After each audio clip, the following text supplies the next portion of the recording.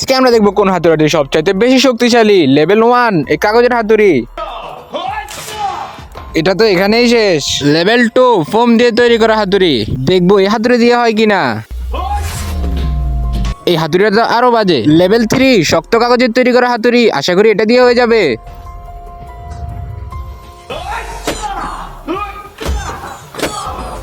এটা দিয়েও হলো না।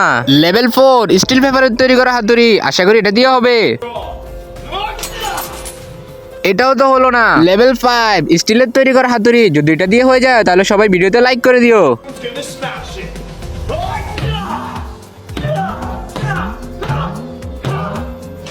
এটা দিয়েও তো হইতেছে না।